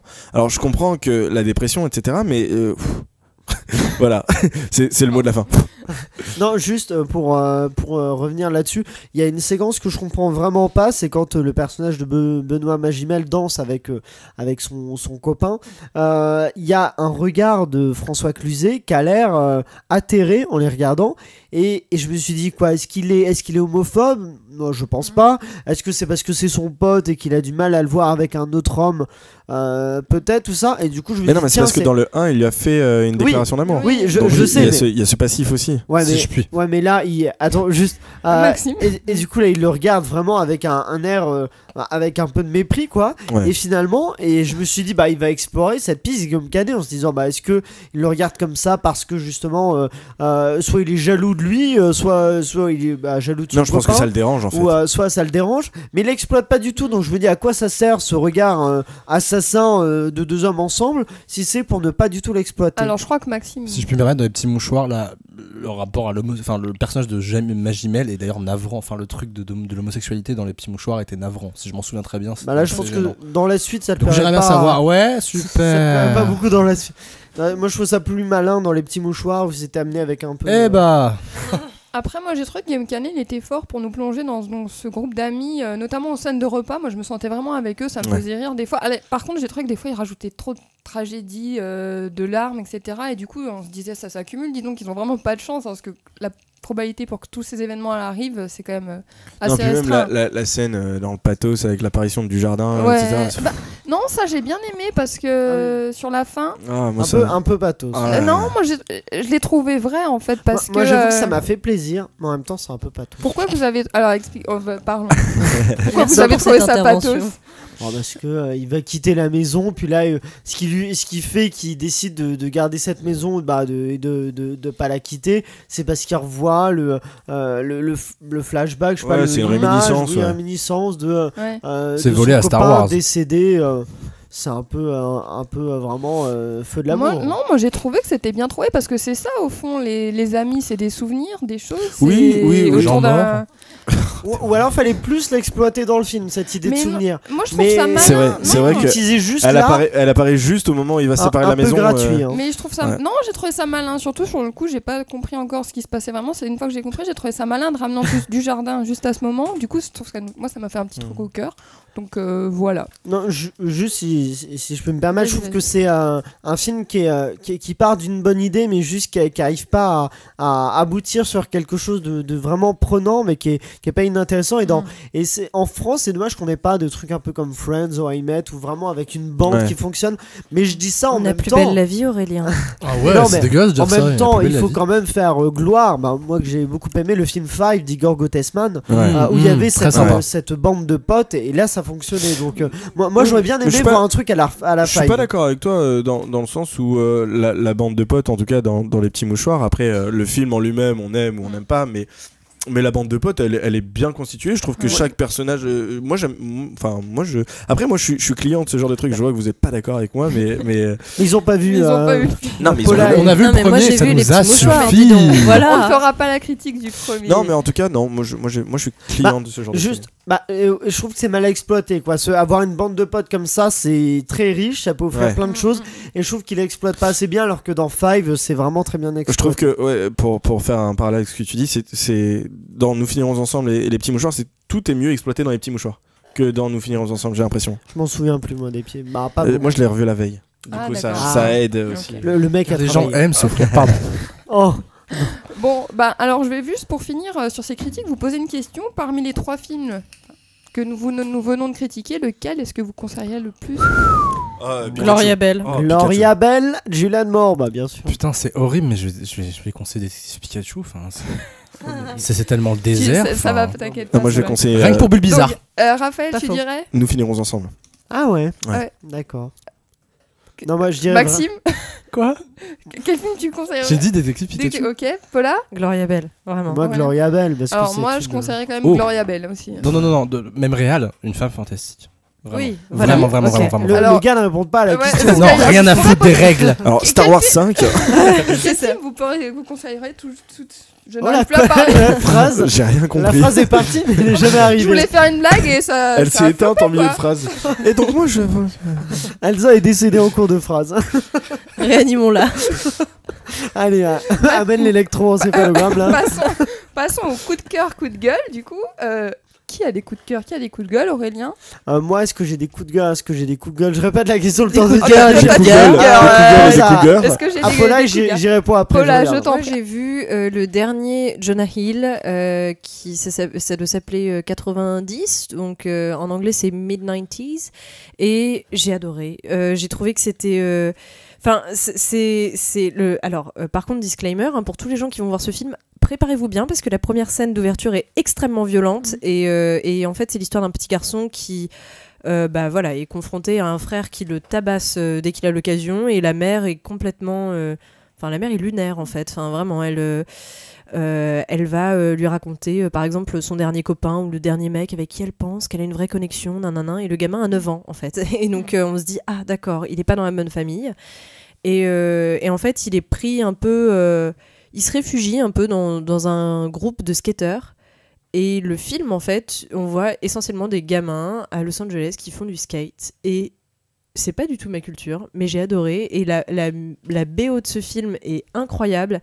Et c'est filmé en 4/3, c'est très beau, c'est très bien filmé. Et j'ai trouvé ça très touchant. Et vraiment, je conseille à 300% ce film. Voilà. Merci pour ton avis. Maxime, tu as... moi j'en ai pas en vrai, mais je plus sois le 90 parce que moi ça m'a pas plu vraiment parce que en fait c'est pas mon film, c'est pas pour moi. Ah d'accord. C'est les années 90, c'est du skate et vraiment c'est des choses qui sont très éloignées de moi. Mais je sais reconnaître un film quand il est très bon et franchement je pense que pour les gens qui sont vraiment passionnés de ces deux choses là, ça vaut vraiment le détour. Il y a des coups de cœur, coups de gueule par ici? Non, moi après avoir vérifié, si je devais rappeler un coup de gueule, ce sera Avengers Endgame, mais à part ça, non. Surtout le moment où à la fin. Tu vas mourir. Non, moi c'est pas forcément un coup de cœur, mais j'ai vu Mon Inconnu. C'était pas du tout prévu que j'aille voir ce film. Mon Inconnu dont on a parlé. On parle tout le temps de François Civil dans cette émission. Non, mais à juste titre, c'est incroyable cet homme, François Civil, quand même, qui... Il est partout. Mais c'est surtout, il est parfait. Ce mec, c'est incroyable. Je suis 100% hétéro, mais je suis tombé fou amoureux de ce garçon. C'est incroyable. T'allais dire folle amoureuse. Je suis folle amoureuse de lui. Non, mais c'est fou parce que il est très beau, il joue très bien. Et dans Mon Inconnu, je m'attendais à avoir un petit truc, une petite comédie française, machin, une comédie romantique, etc. Et j'ai bien aimé. Et franchement, l'histoire est vraiment cool. C'est vachement bien joué. Et on rentre très vite dedans, je trouve. Même si c'est pas du tout le genre de film que j'ai l'habitude de voir. Mais non, voilà, donc je voulais le dire. Moi, j'ai un coup de gueule, un truc qui m'a vraiment saoulé. Déjà, c'est le final de Game of Thrones qui commence à partir en couille de ouf. Et j'ai besoin de le dire, donc j'ai jamais regardé Game of Thrones. Et surtout le discours de, je vais pas spoiler, vous en faites pas pour les gens qui écoutent, mais le discours de Sansa dans l'épisode récent sur ce qu'elle a subi, je trouve ça mais d'une gêne et je trouve ça vraiment un peu un peu maladroit, on va dire. À 2-3 phrases près ça passait, à 2-3 phrases près c'était vraiment gênant. Donc là c'est. Donc voilà, donc je voulais mais coup merci, de gueuler. J'adore coup de gueuler. C'est qui ça? Pardon. On va coucher les enfants. Voilà, non, on va faire un petit quiz avant de passer au débat qui portera sur le Festival de Cannes. Du coup, je vous ai concocté un petit quiz spécial Palme d'Or, parce qu'au fond, il y a que ça qui compte, parce que 2e, 3e, on s'en fout. Quel connard les nommés. Vraiment rien à faire. Alors, petite question. Donc, ils sont présents dans la sélection officielle de cette année, mais lequel de ces réalisateurs n'a pas remporté la Palme d'Or au moins 2 fois? Ken Loach, les frères Dardenne ou Terrence Malick? Terrence Malick. Il est juste pour Tree of Life. Exactement. Les Dardennes, ils l'ont eu pour l'enfant et pour... Oui, bon, ça va, on n'a pas de merde. Je vais te dire, Ken Loach, c'est Le Vent se lève et Daniel Blake. Daniel Blake. Voilà. Les frères Dardenne, c'est Rosetta et l'enfant. Et donc, Terrence Malick, effectivement, juste The Tree of Life. Du coup, attends, qui avait répondu Terrence Malick? Bah, nous tous. Moi, j'ai même pas eu le temps de répondre. Après, allez, on va dire que tu l'as répondu. Mais je l'ai un peu dit, moi. Oh, les J'essaie points de par compter les charité, points, en là, fait, c'est. là. Un point général. Quoi. Voilà, généralité. Bah, donc 0. C'est une tournée. C'est une tournée. Finalement. Deuxième question. Lequel de ces films n'a pas obtenu la Palme d'Or à l'unanimité ? Entre les murs de Laurent Cantet en 2008, Apocalypse Now de Francis Ford Coppola en 1979 ou La Dolce Vita de Federico Fellini en 1960. Apocalypse Il Now. me semble que c'est Apocalypse Now parce qu'il a eu ex aequo. Attendez, du coup, Apocalypse Now, c'est ex aequo avec un autre film. Mais attends, je fais le tour. Non, bah, il va donner la réponse. Alors, oui, sur Wikipédia. Non, c'est pas la réponse, c'est juste je termine mon analyse. Oui, mais parce que oui. Bah, c'est peut-être faux. Il sait peut-être pas. Mais je pense que Oui. c'est en vrai. J'avais dit le premier pour être honnête. Oui, t'avais Entre dit les Apocalypse. Ah non, j'ai dit le premier. Entre les murs, j'ai dit entre les murs. ouais. J'ai Moi, dit un j'aurais peu au dit hasard. Apocalypse. Ouais, bah c'est Apocalypse parce qu'effectivement, entre les Apocalypse Now et égalité avec le tambour de Volker Schlendorf. Volker Schlendorf. J'ai jamais entendu parler. Un film de l'Allemagne Enfin, de moi, l'Ouest. personnellement. Quel est le pays à avoir obtenu le plus de palmes d'or ? Les États-Unis, la France ou l'Italie ? La France. Les États-Unis, ils en ont eu L'Italie. 13. Raphaël. Non, mais vous passez les questions, c'est pas possible. Excuse-moi, vas-y, Mourant. Oui. L'Italie.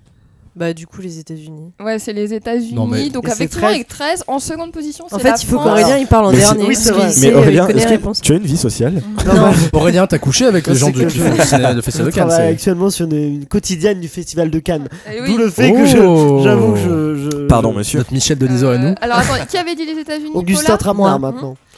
Voilà. Oh. Tac. Plus Denis. Et effectivement, la France en deuxième position avec 7 et l'Italie en troisième Moi, position avec 5. Je réponds en dernier pour la prochaine. Alors, S'il te plaît. attention, la prochaine. Donc, en 71 éditions du Festival de Cannes, combien de femmes ont reçu la Palme d'Or ?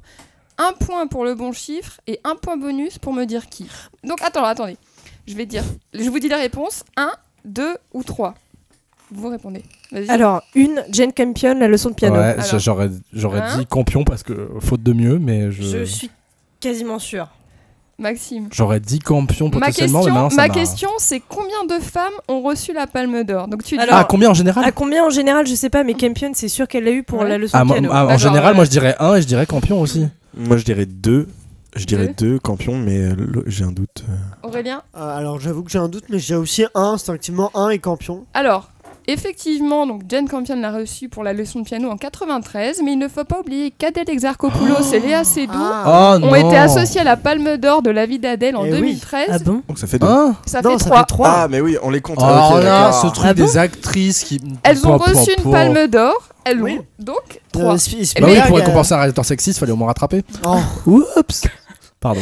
c'est on un en peu, parlera, il est un pas peu facile. facile ça. Mais du Oui. coup, effectivement, J'aime bien. J'aime les choses faciles. quand je regarde dans les médias, ils les oublient un peu, mais pourtant elles ont reçu une Palme d'Or, tout comme Jane Campion, mais qui est la seule réalisatrice. Donc, Mais attends, ta question c'était combien de femmes ou combien de réalisatrices ? non, combien de femmes Ah, justement bon. Ah.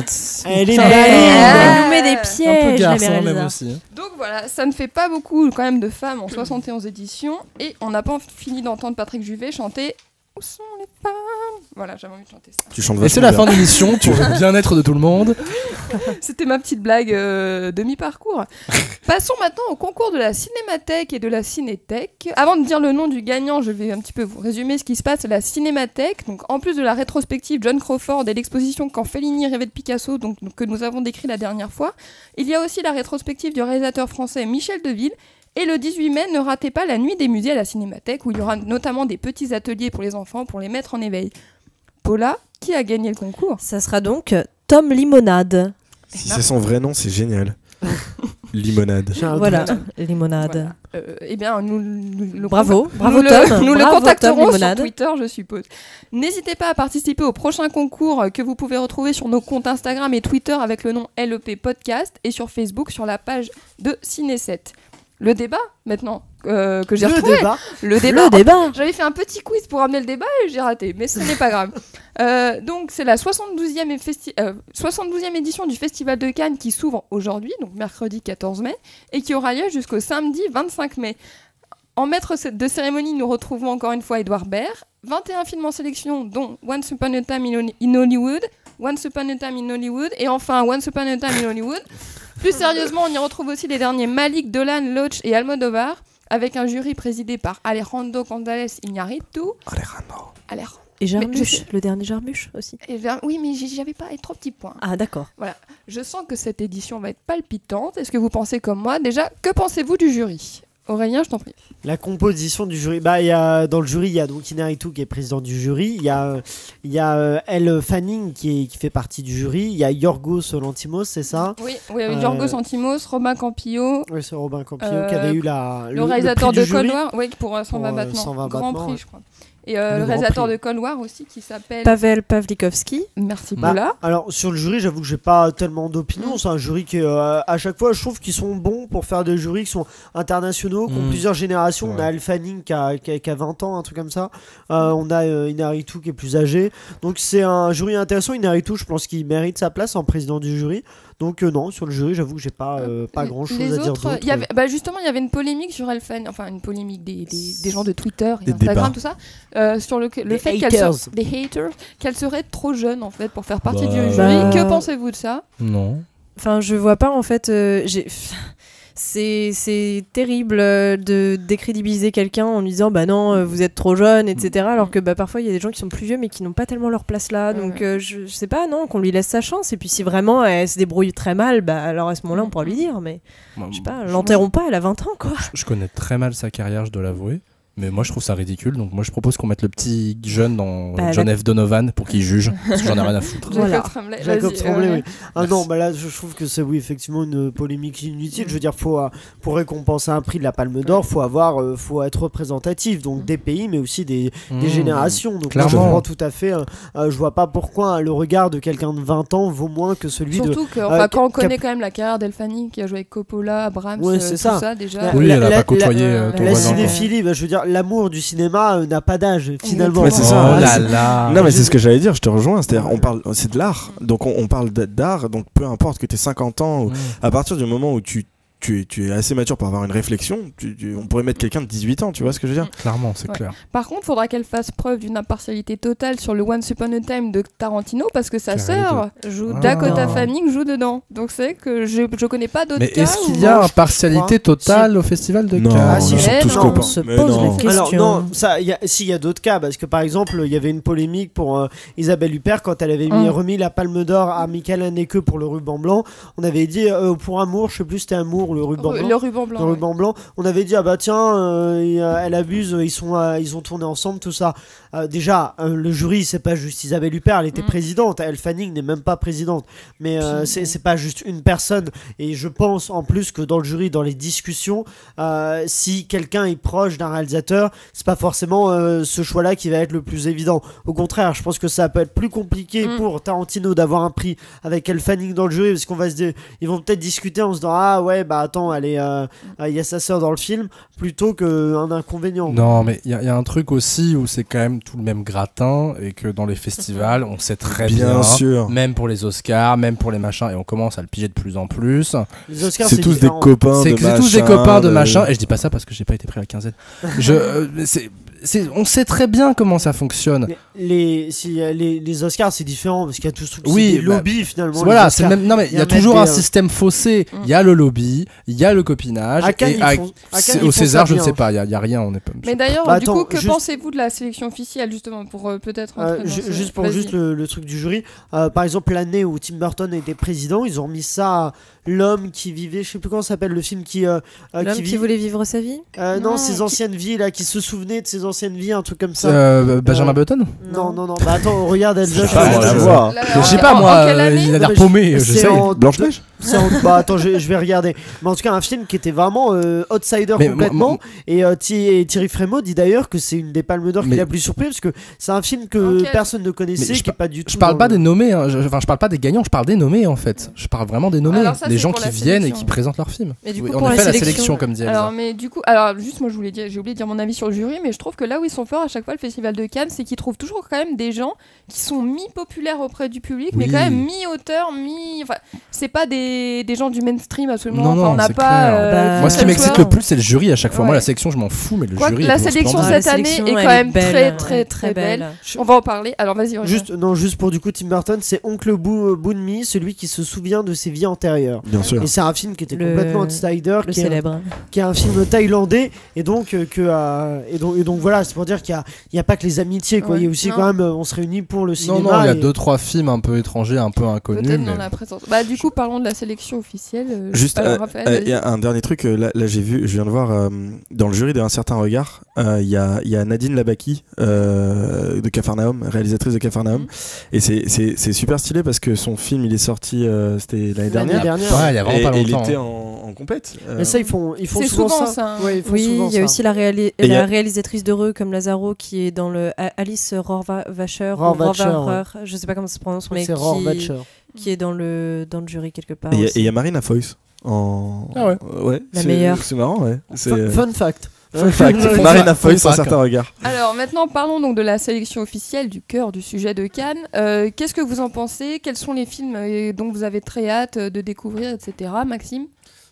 Ouais, tu commences mal parce que il est vrai Aurélien, que si tu le sens pas. Non, ça va, je peux me démerder, mais en fait le truc c'est que il est vrai que moi à tous les festivals de Cannes, c'est vrai qu'en fait je commence à être très fatigué et que moi quand j'étais petit je regardais tout le temps le Grand Journal machin et je suivais vraiment beaucoup.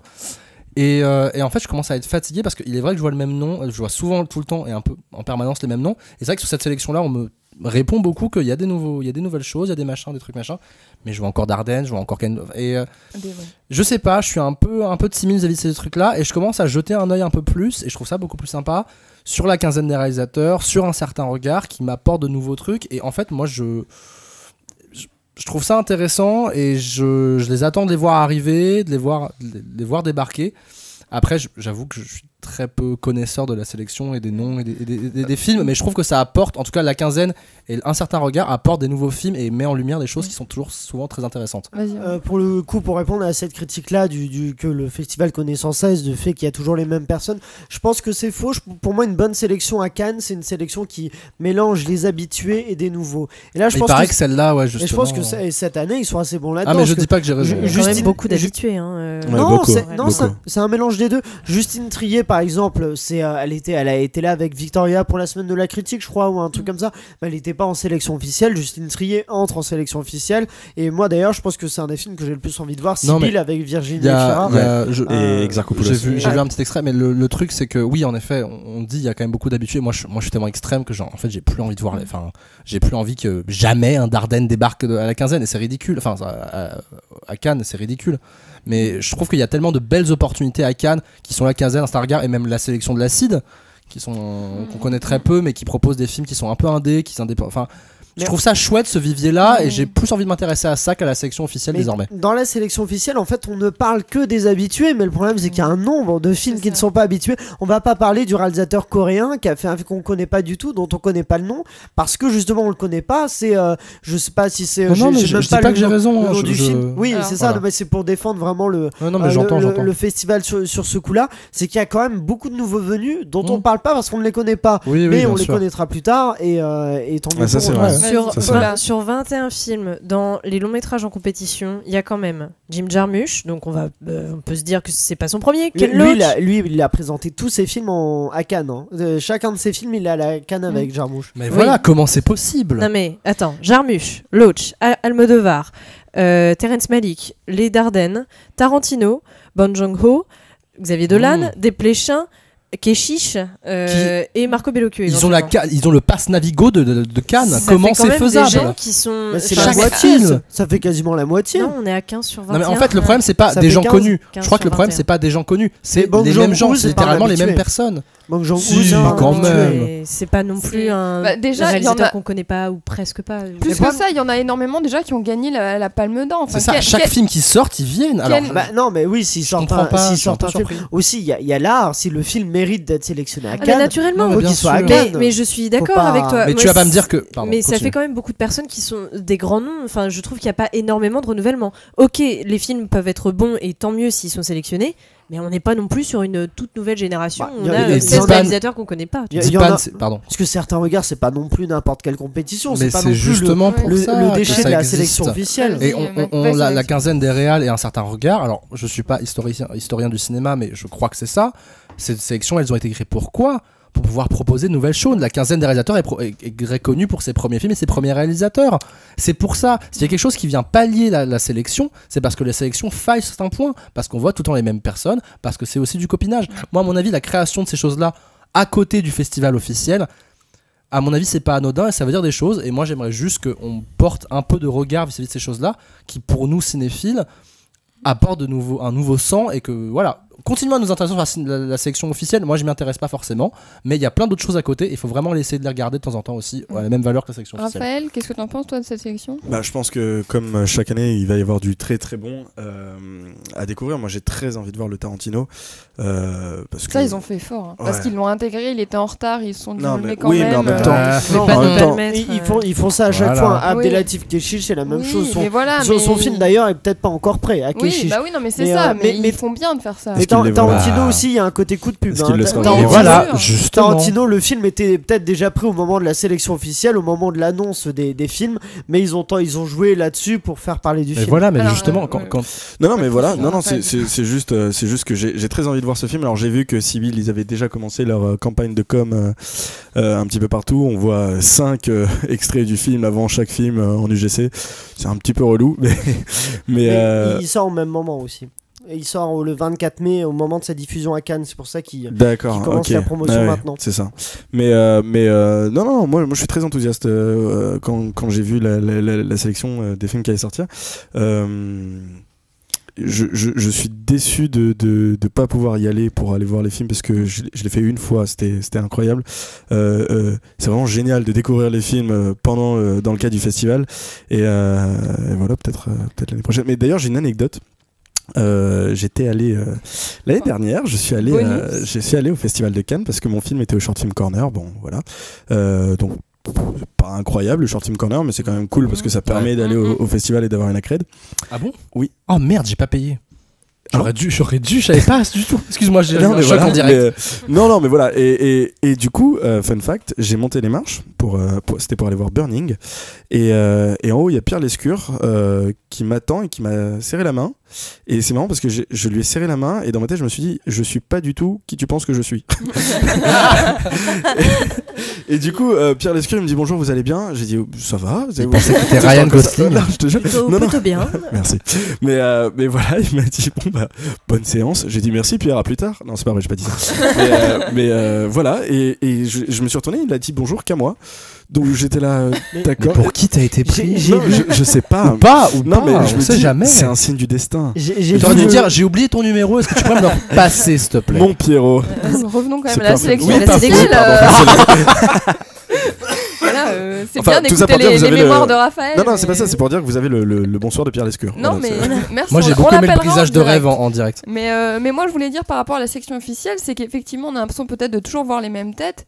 Mais aussi, il faut pas oublier que le Festival de Cannes, c'est le plus grand festival du monde.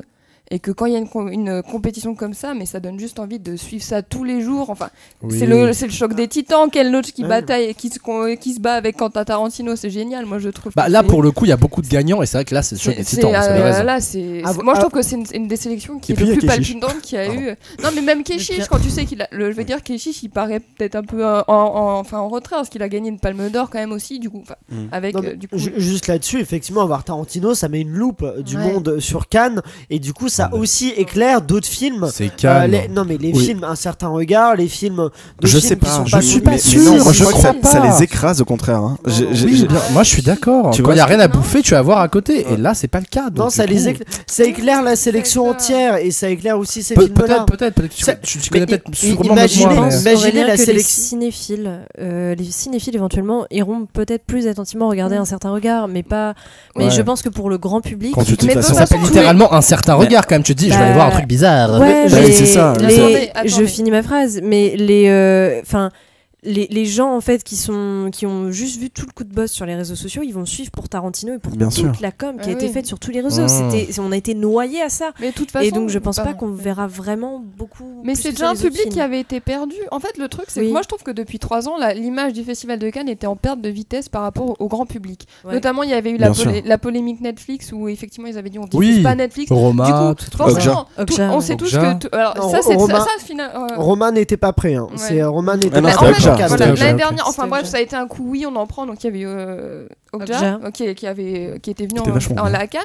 Et finalement, ils se sont dit oh non. Et puis bon, cette année, c'est pareil, il y a eu des embrouilles. Et le problème, c'est qu'on sait tous que le grand public est du côté de Netflix. Et je trouve que Juste cette année, il n'y a pas eu de Netflix. Non, il y a aucun. Il y avait film. aucun Netflix film. a rien de Netflix ouf, avait rien à proposer. Ouais. Le Scorsese, il est pas prêt. Mais... Non, il y avait rien. Mais là, je trouve que, enfin, ils amènent une sélection comme ça avec des cinéastes comme ça. Tout d'un coup, le grand public, il s'intéresse. Tu parles pour la forcément à ça. sélection officielle ou pour Ouais, un la certain sélection regard officielle. Imaginez la sélection officielle sans Tarantino, sans Ah Cagnol, ouais, sans oui, Agatha ouais, mais Christie. là, Est-ce pour que le vous coup, croyez qu'aux Let's États-Unis let's go. Non, mais est-ce mais que là- tu crois qu'aux États-Unis on va parler de ce festival s'il y a que des Mais est-ce que tu nouveaux- crois que j'en ai quelque chose à Non, foutre mais c'est pas ça. Mais c'est que Non, mais non, c'est mais de la aux États-Unis, visibilité. oui, c'est mais le cinéma, c'est ça. Non, aussi. C'est mais le attends, festival de Cannes, le c'est festi- sans doute qu'il exactement. existe, Le festival de Cannes, il a plus besoin d'un coup de com. Je veux dire, effectivement, je pense qu'il y a eu une perte de boost. Mais non, mais tout le monde connaît le festival de Cannes. Je veux dire, Oui, mais ça c'est veut pas peut-être dire qu'il a qu'il va perdu. t'intéresser à la Mais sélection s'il n'y a pas Tarantino. l'américain moyen n'ira pas voir. L'américain moyen ira voir le Tarantino. C'est pas parce que Tarantino était cette année à Festival de Cannes qu'il allait voir Parasite ou qu'il allait voir le nouveau Céline Sciamma. C'est pas vrai. Moi, il va juste attendre que ça sorte dans son ciné Non, local. ça met en lumière zéro. Ça met en lumière à New York, ça met en lumière dans ces villes. Non, mais c'est vrai qu'à un certain regard, moi je suis pas d'accord avec toi. Je pense que justement Tarantino, ça va venir encore plus écraser un certain regard qui est, je pense, réservé à un public cinéphile entre Oui, guillemets. complètement. Parce que Ouais. moi, je sais que j'ai des amis qui connaissent rien, enfin qui sont pas du tout cinéphiles. Ils te disent putain, quand on voit un certain regard, c'est que ça va être un film chiant. Bah, bien quoi. sûr, bien Ou sûr. c'est un film chelou ou les trucs comme ça. Tu vois. Non, mais Imitation. parce que leur tourne, bien sûr. Et d'ailleurs, je pense que la cérémonie a commencé quand on diffuse cette émission. Donc, les spectateurs, les éditeurs, allez voir la cérémonie. Bref, passons tout de suite quand même au. Non, n'allez pas la voir tout de suite. Non, parce qu'il y a mon blind test, donc surtout n'y allez pas. J'ai préparé un petit blind test pour terminer cette émission que j'ai sobrement intitulé le blind test du mainstream. Pardon, ça m'a j'adoré. Justement pour ces réactions-là, Il y a c'est-à-dire un que client. dans cette émission, nos blind tests ont souvent été portés sur des films, voilà, plus auteurs, avec de la qualité, etc. Et moi, je me suis dit, il faut quand même soutenir ces films qui sont là juste pour faire de l'argent. Et après, j'ai quand même été plutôt soft parce qu'il y a des films de qualité, enfin, etc. Je suis Disney. Die Hard 12. Non, vous inquiétez pas, c'est pas si pire que je l'annonce. Mais chaque film que je vais dire a donc soit remporté un succès énorme, soit c'est la chanson qui a remporté un succès énorme. La chanson composée et écrite spécialement pour le film. Ça va être de la rapidité en fait. Ça va être de la rapidité. J'ai une question. Oui. Tu attends le titre du film, Alors, le titre attends, de la Elle le chanson. fait à chaque fois. À Elle a chaque raison, fois. moi je suis confus. Rappelons les règles. S'il te Là, plaît. c'est Elsa qui Ça sent la présente, mauvaise peut-être perdante. change-t-elle les règles. Voilà, Moi, je alors l'assure. la règle, ça va être très simple. Il y aura un point pour le film et un point pour me dire le titre et le chanteur ou le groupe. Ah, les deux. Voilà, un Si point. on voilà. te donne qu'un des deux, Attends, je on n'a comprends rien. pas. Là. Est-ce qu'il faut tout ou il faut un des deux Alors, il y ou- aura un point, Comment ça se passe un point Calme-toi, déjà. calme-toi. Déjà, vous dites G pour me dire au moins le film et après, je dis est-ce que tu as aussi l'artiste. Il faut dire. D'accord. Ouais, faut Après, dire en genre. fait, une fois qu'on a G, on peut se détendre, on peut se dire d'accord. Oui, donc mais- c'est, Pose-toi, je te raconte. Ça va être le la film. rapidité. Voilà. Alors, tout de Ok. suite, il y aura pas Star is Born. Voilà. Oh. Comme ça, Tant mieux. Je m'attendais à ce que tu mettes quand même. une Bah chanson non, Star parce is que je Born. me suis dit, je suis prévisible, mais quand même. Donc, c'est parti. Donc, tout le monde a compris, pas de souci. Première Yes. chanson. Tu peux répéter les règles? Je vais être nul. Oh non, pitié. Donc, effectivement, c'est un blind test de rapidité, je dirais. Première chanson, donc j'espère que tout va bien marcher. C'est parti. J'ai Zootopie, Shakira et je sais pas le titre. Oh my god, je l'aurais jamais. Tu dis Zootopie? Oui, Zootopie. Bah, tu dis quoi, toi Zootopie? Zootopie. Effectivement, non, en donc fait, on dit Zoo. Shakira, Zootopie, je t'accorde au moins un point te parce que jure. t'as dit Shakira et c'est Try Everything le titre. C'est ça. Ah. Donc un point pour Paula si je retrouve mon petit carnet de. Deux points. Voilà. Alors j'aime bien parce que tu dis petit carnet juste parce qu'il n'y a pas l'image. Hein. Ouais, j'avoue. C'est J'ouvre mon littéralement manuscrit à C'est ça, la c'est- plume d'oie. C'est une feuille froissée de brouillon, t'as Je l'impression. retrouve mon dictionnaire. Regarde, je fais un petit carnet parchemin. maintenant, Le voilà, livre de y a pas de bibliothèque. souci. Voilà, deuxième chanson, c'est parti, attention. J'ai. Ah oui. Alors qui a dit Moi Jean je l'ai premier maintenant. Bah, Les deux. je sais Ils pas. l'ont vraiment dit en même temps. Mais- Je sais pas Est-ce qui que c'est. attends, t'as le film, le titre, l'artiste? Bah oui. Ouais, moi aussi. Bah Bon, oui. moi je dirais Bah, Raphaël je pense pour qu'on va égaliser. faire. Et puis Bah, surtout ou parce alors, que j'ai eu ex 0 aequo. points. Ex aequo. Voilà, au dernier au pire, vote. ex aequo. Ex aequo, Alors, mais donc du coup, 8 Miles, Eminem et Lose Yourself. Ouais, bien sûr. C'est trop beau, on aurait dit une comédie romantique. Il y a un truc. Et avec nous, Maxime, on dit rien. on est Attention. Non, moi j'observe. Troisième Ok. chanson qui va être C'est parti. très rapide, mais j'ai hâte de vous entendre sur le nom du groupe. J'ai. Oh là, mais qui a dit Tout le monde. Je sais Moi je pas. l'ai dit. Bah, on sait tous le début. Rocky, Eyes of a Tiger. Alors, je mettrai le point maintenant- à celui qui me donne le nom du groupe. Survivor. Qui est le Survivor, groupe, ouais, bah ouais. Ouais, moi je l'aurais pas su. Putain, je savais pas que c'était rapidité. Ouais, ça va pas, c'est beaucoup trop. Moi, je me suis dit, personne Non, n'aura mais Survivor. faut pas l'accorder à Paula, elle a pas dit G. Oui, elle a pas oui, dit G. Je l'accorderai à Raphaël. Mais C'est- tu c'est vrai déconnes, que- c'est j'espère. vrai que J'ai Paula a dit pas G en dit même G. temps. On a Mais tous j'ai dit dit G G en en même même temps, temps ouais, que je tout le crois. monde. J'ai pas Vous entendu êtes fous? Paula. Non mais ça va toi, j'ai dit G. Alors genre non mais Elle veut gagner. D'accord, mais j'ai non pas mais ça entendu fait 2 Paula. fois qu'il me Non, squeeze on la a tous dit G. Raphaël, On a tous dit G. je Non, crois. non. Ça Moi, je rage veux- chez Paula, tu sais ça quoi rage. Ah ouais. Moi, je si suis je pas gagne, je veux que ma victoire soit honnête. Donc non, je ne prendrai pas. Non ce mais point. en fait c'est pas juste que je regarde jamais de film mainstream. Ce que tu dis, Raphaël, Ah, on dirait un oreilles. discours de Miss France. C'est terrible. Moi, je veux Alors, le bien attendez. pour tous. Non, c'est Miss Nous Moon qui sommes. s'est Alors, je vais retiré faire sa un couronne, tu sais. Aurélien, Silence. 3 points. 3 points. Moi, 3 points. Moi, Steve je- Harvey. 3 points. Paula, 5 points. Raphaël, 4. 5 Maxime, 1. Oh Oui, bordel parce de qu'il y avait le quiz. Ah, et oui, voilà. d'accord. Maxime, t'as 1. Oui bon ça va, on a pigé, Je me wesh. rattrape. Moi, j'ai Attention. combien de points, moi 4. Ah bon. Ok. Ça va. alors Ça va. Sur le quiz. T'es pas Donc, plus ça en fait- danger. ce jeu, Je vais faire une T'es en train de- remontada. je vais Attention, faire une remontada. celle-ci va aller très vite aussi. Alors, faut que je fasse gaffe qui dit G parce que. G. Maxime. En fait, j'ai pas du tout. Mais j'ai reconnu. Don't you. Moins 4 points. Merde, Je putain de merde. T'as dit ça va aller moi, très je très sais pas. vite, c'est un flop total. Merde, mais je la connais.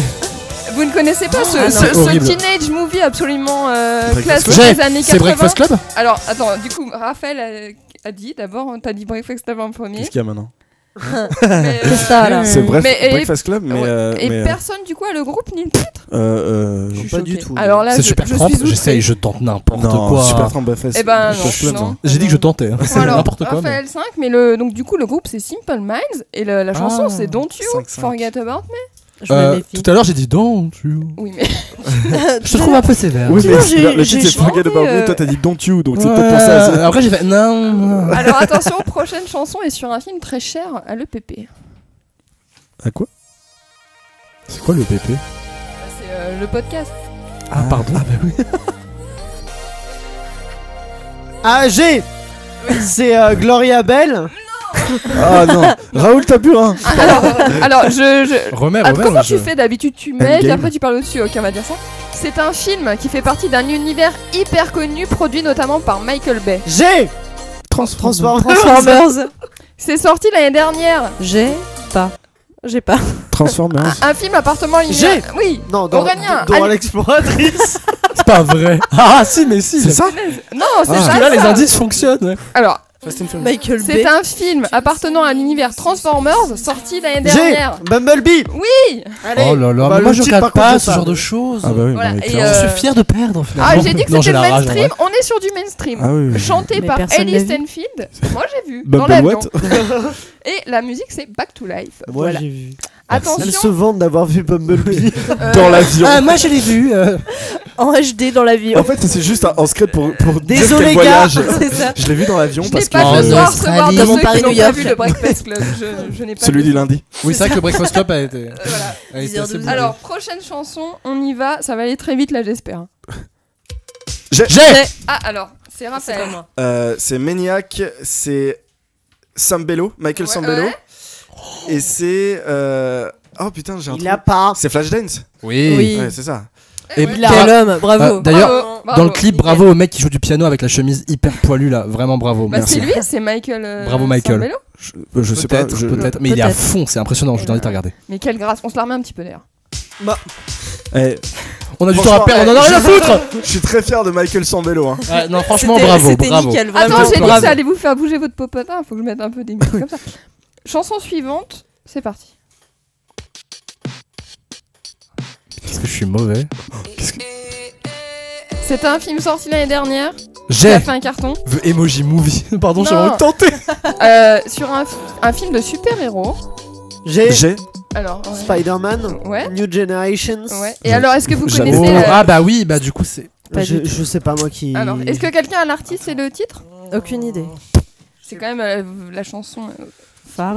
Kendrick Lamar. Merci, ouais, c'est ça que je voulais dire. C'est ça? C'est ça? C'est pas lui? Non. Non, c'est c'était pour Black Panther, Non, ça. c'est Post Malone et Swally qui chantent Sunflower. À quel Ok. moment tu veux que je sache ça? Écoute, Post Malone. 600 millions de vues Alors, sur t'es un peu YouTube. garce, parce que c'est vraiment les trucs de générique, je les reconnais. tu sais. t'es un peu garce. Post Malone, il a fait la musique de Spider-Man. Et oui, mais qui tue d'ailleurs? Allez, voilà. Bon, chanson. T'as juste laissé. Plus 80 ans. Et t'as coupé, t'as dit bon voilà. Je Allez. ne sais pas, j'ai C'est vrai laissé le temps c'est là. vrai Ça qu'elle tue, mais pas trop longtemps. Bonne soirée. Ça tue, mais vite. Il y a juste les prochaine chanson, c'est celle-ci.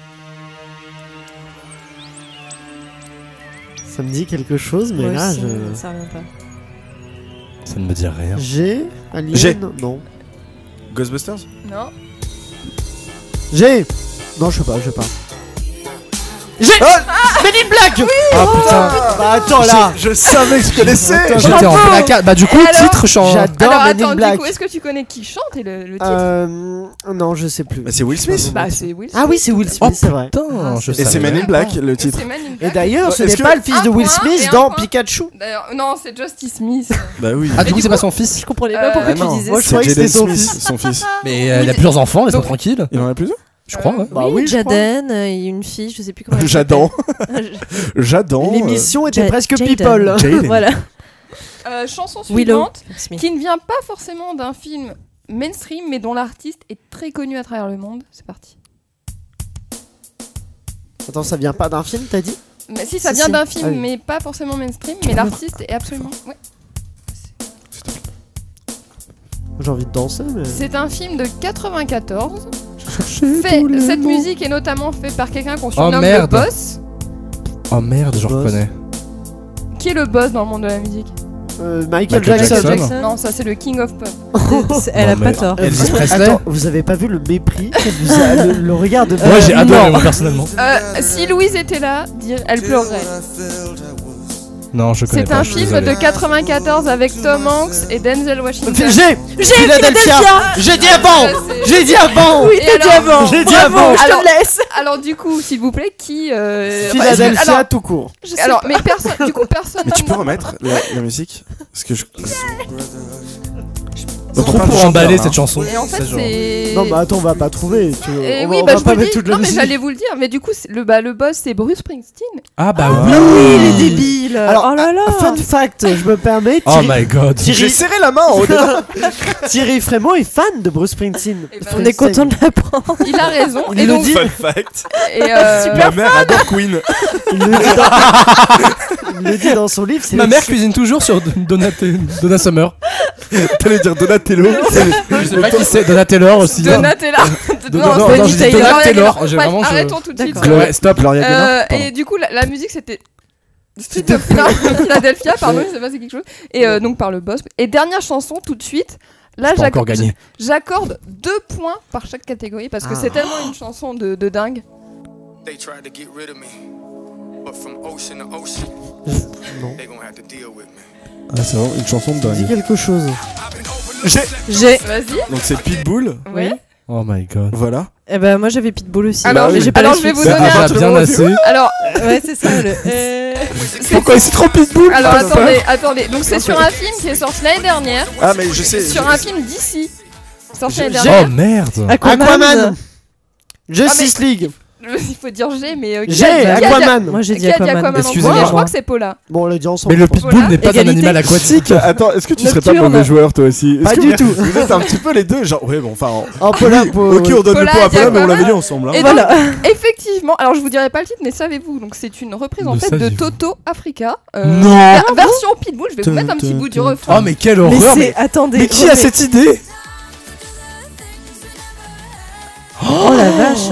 Pardon. Mais qui, excusez-moi, alors mais- déjà voilà. qui s'est dit je fais le film Aquaman, ensuite deuxième qui s'est dit je vais prendre ça en sono. Et ben voilà, mais Et c'est puis qui je vais demander à Pitbull de faire la reprise. Non mais c'est terrible. Alors dans tout le panorama mais d'artistes, on va j'imagine- en prendre même temps, s'il vous plaît. Pitbull. Attendez. Et pas qui tous en s'est même dit temps. je vais faire le film Aquaman? Non mais que j'ai j'imagine dit bien tout à l'heure. la réunion Ah, merde. dans la maison de Laissez Dick, parler la taulière, laissez genre- parler la taulière. Attendez, Salut parce que Pitbull, ça va? Bon, alors on a je un petit crois truc que à nous te avons demander. dépassé 3 heures d'émission, je ne sais pas. Non. Mais C'est vrai C'est sur. Je voulais non. dire Non. que c'est sur ce génie. Enfin, c'est du génie comme ça. Pour ça, quoi, j'aime Aquaman. Mais à Enfin, bref, partir- est-ce que tout le monde a compris ce que j'ai dit? Non. Oui, mais- oui, Attends, si, si, si. on a aime, l'idée. on aime François Aquaman Cluzet. pour ce Je genre de repasserai musique cette géniale. phrase dans une prochaine émission.